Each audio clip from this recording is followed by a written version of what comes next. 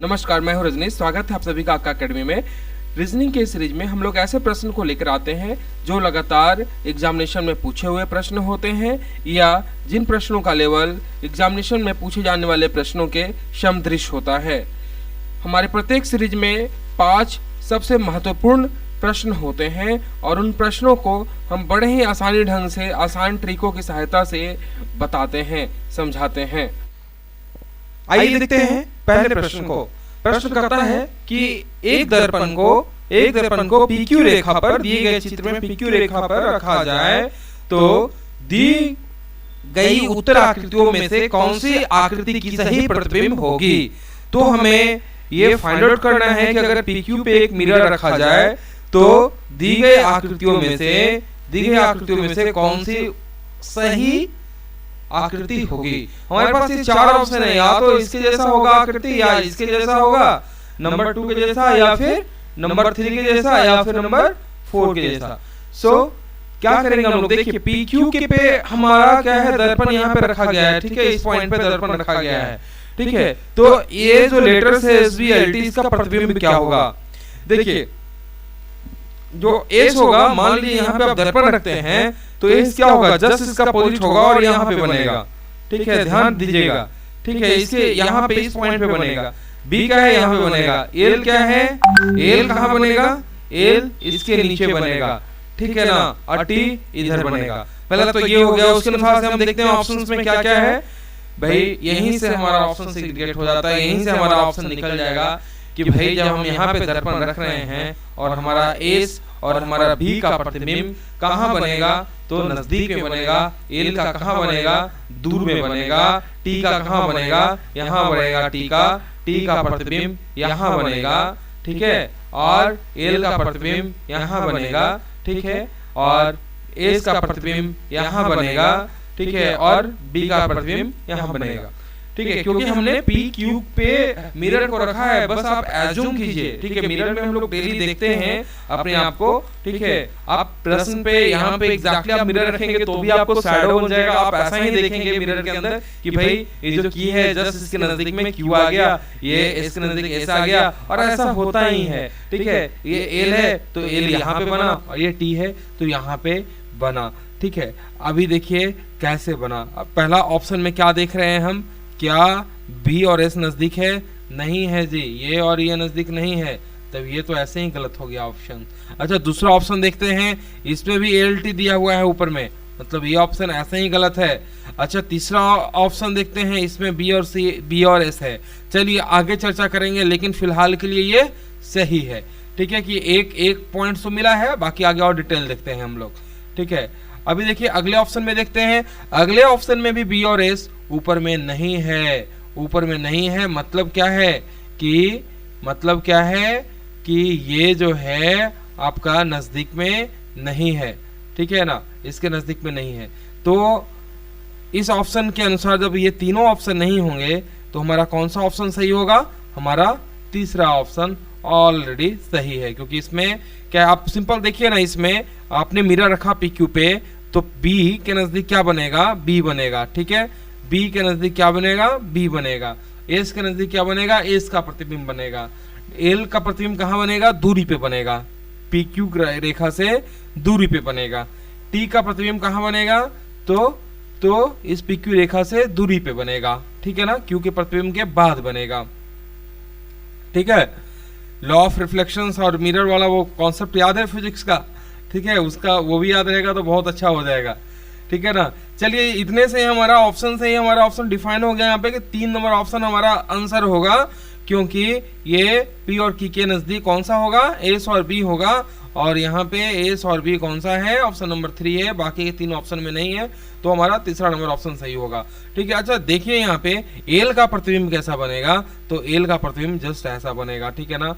T का प्रतिबिंब इस तरीके से बन रहा है आपका, इस पे ध्यान दीजिएगा, ठीक है ना, क्योंकि हमने PQ पे मिरर रखा है, तो PQ पे मिरर रखा है तो बिल्कुल इस तरह का प्रतिबिंब बनेगा, ठीक है, और S का प्रतिबिंब ऐसा बनेगा, ठीक है। तो हम ऑप्शंस को लेकर के कभी भी प्रश्न इस तरह के अगर एग्जामिनेशन में पूछे जाते हैं तो हम क्या करेंगे, हमारा पहला फंडा क्या होगा, हम ऑप्शंस को लेकर के चलेंगे ठीक है ना। यहाँ पे क्या देखा हमने कि चलो भैया एक क्लूज तो है हमारे पास कि हमने PQ पे रख दिया, कॉमन सेंस है, मिरर को रख दिया, ठीक है ना। तो हमारा एस और बी का जो प्रतिबिंब है वो नजदीक में बनेगा, दूर में बनने का चांस ही नहीं है, ठीक है। तो नजदीक में बनेगा तो ऊपर में क्या होगा, एस और बी होगा। अच्छा, ऊपर में एस बी होगा तो यहाँ तो तीनों ऑप्शन में जो है, ठीक है, अलग अलग हैं, मतलब ये तीनों ऑप्शन गलत हैं और एक ही ऑप्शन हमारा सही है, ठीक है। चलिए, कॉन्सेप्ट आपका क्लियर हो चुका होगा। हम लोग अब अगले प्रश्न की ओर चलते हैं। प्रश्न संख्या 2। प्रश्न संख्या 2 कहता है एक व्यक्ति पश्चिम की ओर चला, ठीक है। एक बंदा है, पहले हम यहाँ पे ये फाइंड आउट कर लेते हैं। देखिए डायरेक्शंस का जो ये होता है इसको बिल्कुल सीधा लाइन समझिएगा। ये नॉर्थ है आपका, ये नॉर्थ है, ये साउथ है, ऐसा ही होता है, ऐसा नहीं कि सिर्फ हम ड्रॉ कर रहे हैं, ठीक है। ये ईस्ट है और ये आपका वेस्ट है, राइट। तो क्या कहता है कि एक आदमी जो है वो पश्चिम की ओर चला, ठीक है। एक आदमी पश्चिम की ओर चला, ठीक है भैया, चल गया। वह दाएं ओर मुड़ा। अब जब इसका फेस पश्चिम की तरफ होगा ना, ठीक है, तो दायां किधर होगा, दायां इधर होगा, साउथ, ठीक है, ठीक है, दायां इधर होगा। अगर फेस इधर होगा, फेस अगर इधर होगा तो दायां इधर होगा।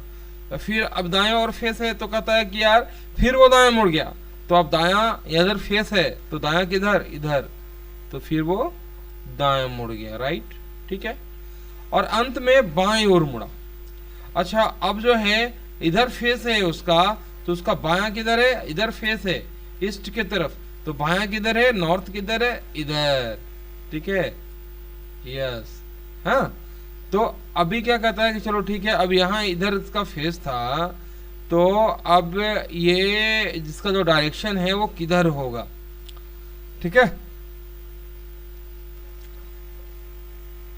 तो आपको क्या लग रहा है किस डायरेक्शन की ओर है ये वेस्ट में चला था, ये वेस्ट में चला था, ये साउथ की ओर मुड़ा, फिर दोबारा साउथ की ओर मुड़ा और फिर इधर से आकर के फिर वो लेफ्ट की ओर मुड़ा। तो ये डायरेक्शन किधर का डायरेक्शन है, ठीक है, ये तो वेस्ट का था जी, और इसका फेस इधर था तो इसका साउथ, फिर इसके फेस से साउथ की तरफ जो है डायरेक्शंस वो किधर हो गया, इधर हो गया। फिर इसके दाहिना ओर मुड़ने के लिए बोला तो इसका फेस इधर है तो दाहिना किधर हो गया, इधर हो गया। फिर बायां की ओर मुड़ने के लिए बोलता है तो बायां किधर हो गया, इधर हो गया। तो भैया ये कौन सा दिशा है, ये दिशा है नॉर्थ, ठीक है, नॉर्थ। देख रहे हैं आप लोग यहाँ पे कौन सा डायरेक्शन है, नॉर्थ, उत्तर। तो हमारा ऑप्शन ए सही ऑप्शन है, ठीक है। हमारा अगला प्रश्न है कुत्ता, पीला, घोड़ा। अभी देखिए कुत्ते और पीले में क्या रिलेशन है, पिता और पुत्र का रिलेशन है, ठीक है। हाँ, ऐसे नहीं, कुत्ता और पीला जो है, ठीक है, कुत्ते को बच्चे को क्या कहते हैं, पीला कहते हैं, राइट। तो अब यही रिलेशन जो है हमें यहाँ पे फॉलो करना है कि भैया घोड़ा है तो घोड़ा का बच्चा क्या होगा। अब हमारे पास ये 4 ऑप्शन है। मेमना होगा क्या, मेमना होगा, नहीं होगा। क्यों होगा मेमना भैया, बकरी का होता है। शिमला, अरे शिमला कैसे होगा, ये तो कहाँ है, ठीक है, पता है ना आपको, हाँ। बछड़ा होगा क्या, ये तो गाय का बच्चा होता है। अब बछेड़ा होगा क्या, बछड़ा तो एक ही होता है, ठीक है। आप बोलिएगा कि बछड़ा एक ही होता है, तो यहीं पे आप धोखा खा गए।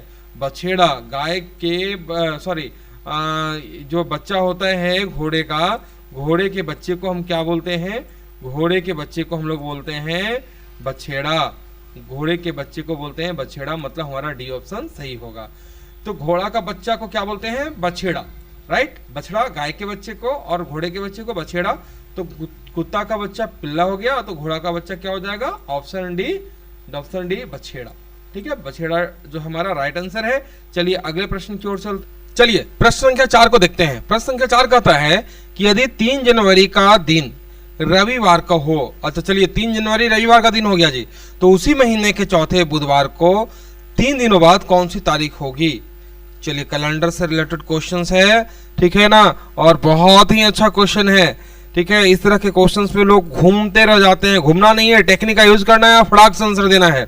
भैया क्या है, 3 जनवरी है, चलो point to be noted, point note कर लिया हमने, 3 जनवरी, ठीक है। दिन कौन सा, रविवार, चलो भैया संडे हो गया उस दिन, हाँ। तो जब ये आपका मतलब क्या है कि महीना जो है जनवरी का वो कितने तारीख से स्टार्ट होता है, 1 तारीख से। तो 1 तारीख कौन सा दिन था, फ्राइडे था, ठीक है ना, 2 सैटरडे हो गया और 3 क्या है, संडे हो गया। फाइन। अभी चलिए, जब 3 संडे है तो पहला वेडनेसडे कब होगा, क्योंकि चौथे बुध का जिक्र कर रहा है कि चौथे बुधवार के 3 दिनों बाद कौन सी तारीख आएगी। तो पहले हम बुधवार, चौथा बुधवार का डेट फाइंड कर ले। हमारा प्रश्न तो यही कहता है कि पहले आप चौथा बुधवार फाइंड कर लीजिए, 3 दिनों के बाद की तारीख उसके बाद हम बता देंगे।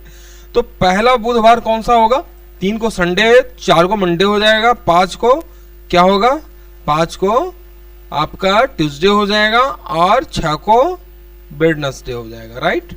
6 को वेडनेसडे, मतलब पहला वेडनेसडे, मंथ का पहला वेडनेसडे कब है आपका, 6 को, ठीक है।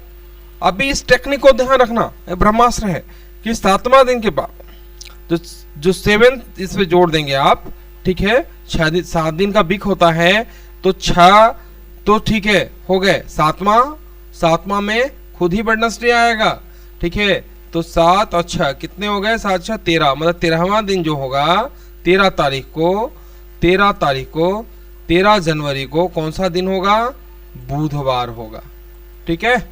6 तारीख को कौन सा दिन था, बुधवार। फिर 13 तारीख को कौन सा दिन हो गया, बुधवार। कितने बुधवार हो गए, 2 बार बुधवार हो गए, ये भी बुधवार हो गया ना, वेडनेसडे है ना। तो कितने बुधवार हो गए, 2 बार हो गए।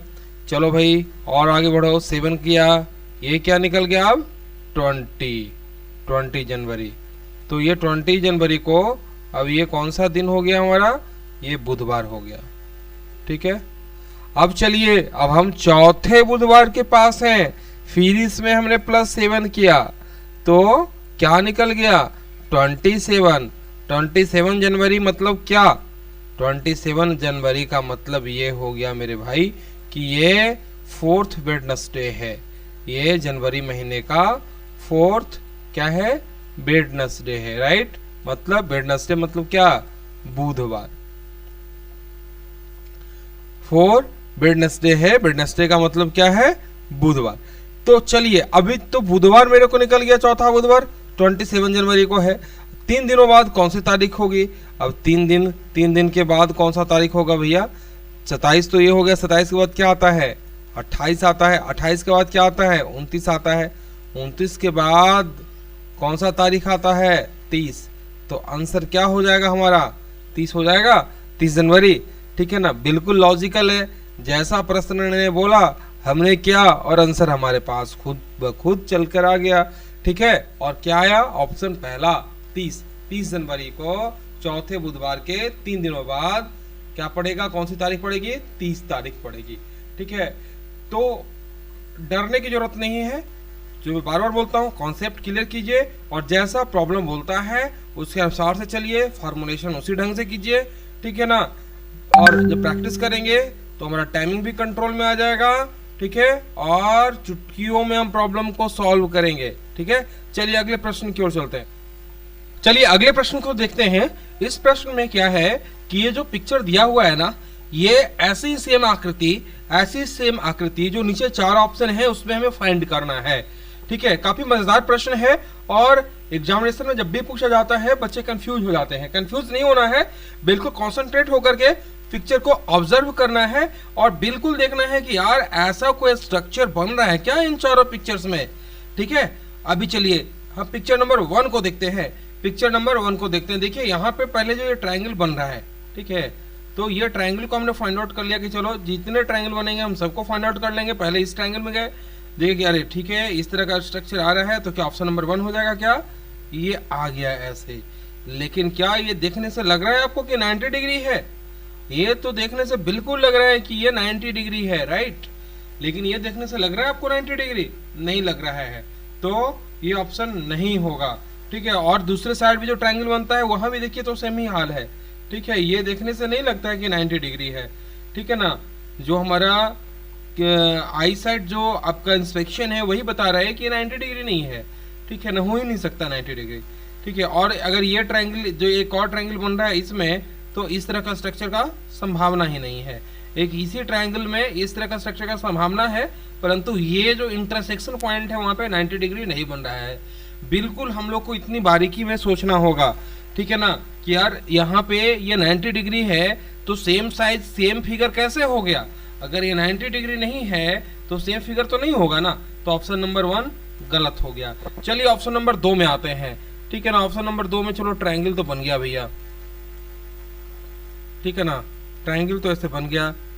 इसके बाद क्या, इसके बाद क्या, ठीक है, तो ट्रायंगल बन गया। इसके बाद आपका ये यहाँ पे गया राइट, तो यहाँ भी आपको क्या लग रहा है, ये 90 डिग्री का मामला लग रहा है क्या? यहाँ भी 90 डिग्री का मामला नहीं है, यहाँ भी 90 डिग्री ये नहीं है, नहीं लग रहा है देखने से।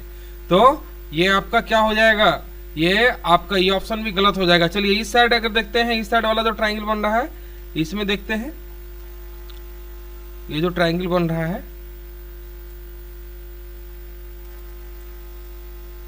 राइट, चलो ठीक है, इसमें गया ये ऐसे राइट, और ये ऐसे आ गया।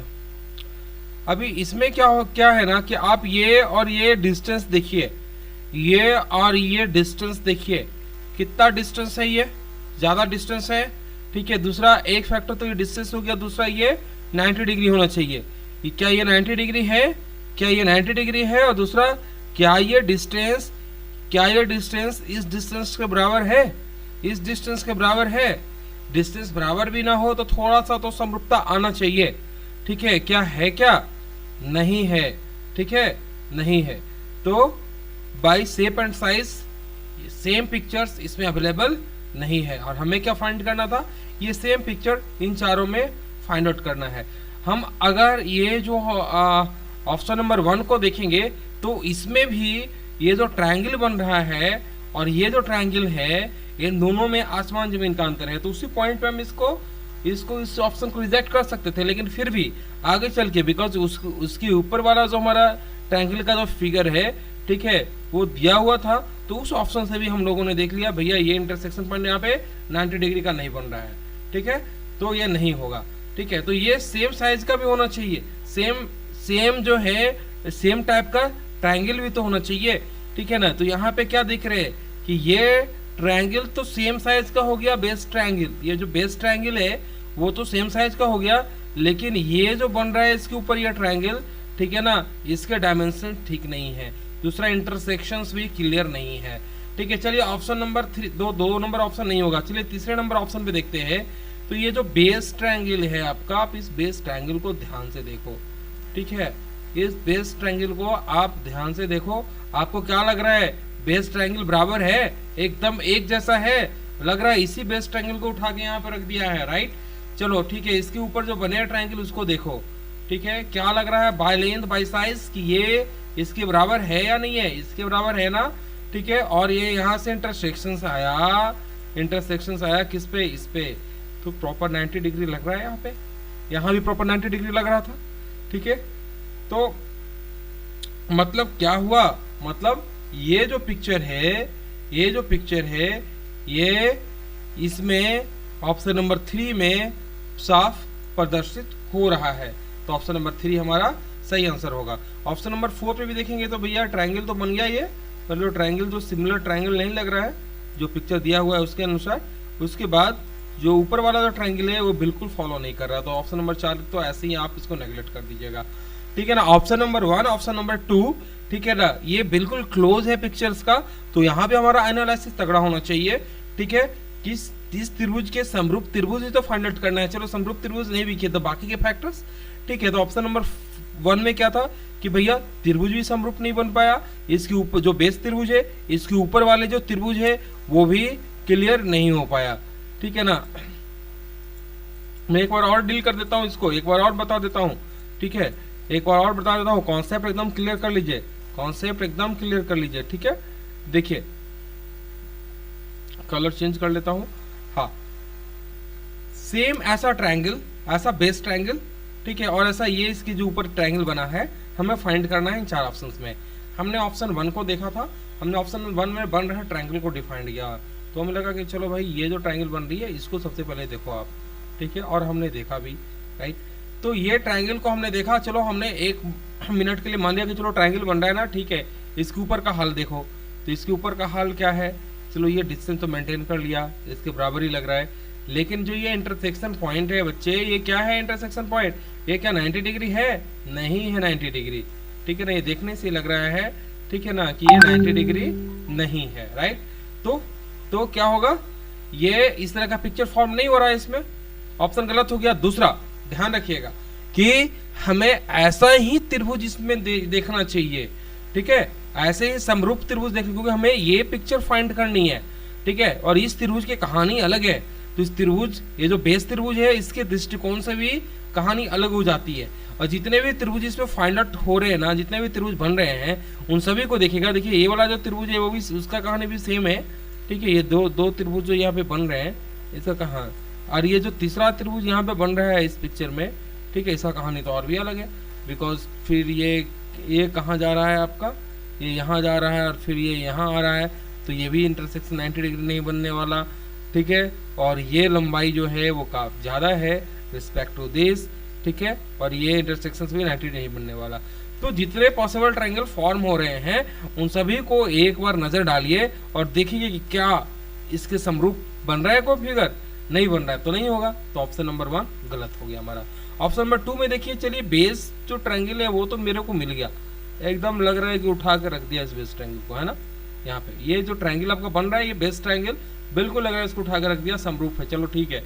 लेकिन इसके ऊपर जो ये जो ट्रायंगल है, ठीक है, ये जो ट्रायंगल बन रहा है, ये क्या है? इस ट्रायंगल को देखो, इस ट्रायंगल को देखो, कोई अंतर पता चल रहा है? ये शेप ही छोटा है, ये शेप बड़ा है। दूसरा, इसका जो इंटरसेक्शन पॉइंट 90 डिग्री है, इसको ध्यान से देखिएगा तो 90 डिग्री नहीं लगेगा आपको। ये जो डिस्टेंस है ये छोटा है, और ये साइड इसका छोटा है, और ये साइड इसका बड़ा है। तो बेस ट्रायंगल तो सेम है, लेकिन इसके ऊपर बन रहा ट्रायंगल सेम नहीं है, राइट। इंटरसेक्शन का ही प्रॉब्लम है, तो ये ऑप्शन नंबर 2 भी नहीं होगा, ठीक है। फिर हम ऑब्जर्व करेंगे ऑप्शन नंबर 3 को। ऑप्शन नंबर 3 में भी देख रहे हैं बिल्कुल सेम बेस है जैसा कि ऊपर वाले क्वेश्चन पिक्चर में दिया हुआ है, राइट, बिल्कुल बेस पिक्चर है। और ये ऊपर वाला ट्रायंगल भी जो है ना, ये जो ट्रायंगल है, ये भी लग रहा है कि सेम एकदम उसी का 90 डिग्री इंटरसेक्शन पे रख दिया हुआ है, ठीक है। तो ऑप्शन नंबर 3 हमारा आंसर हो गया, ठीक है ना। ऑप्शन नंबर 4 को देखिए, तो देखते ही आप बोल दिएगा ऑप्शन नंबर 4 होने का प्रश्न नहीं है। तो इस तरह के जो प्रॉब्लम है, इनमें थोड़ा कॉन्सेंट्रेशन बना करके, ठीक है ना, और सही ढंग से लॉजिकल वे से आप एग्जामिन कीजिए हर पिक्चर्स को। कॉन्सेंट्रेशन रहेगा तभी कर पाइएगा, ठीक है ना, घबराने का जरूरत नहीं है। आराम से एनालाइज कीजिए पिक्चर्स को, ठीक है ना, सिमिलर पिक्चर फाइंड आउट कीजिए, ठीक है, जहां मिल जाएगा आंसर वही हो जाएगा। चलिए ठीक है, हमारे इस चैनल को, हमारे इस जो हमारे वीडियोस हैं, हमारे लेक्चर्स हैं, इनको लाइक कीजिए, इनको शेयर कीजिए, इनको अपने ग्रुपों में स्प्रेड कीजिए, ताकि हमें भी हौसला मिलता रहे। धन्यवाद।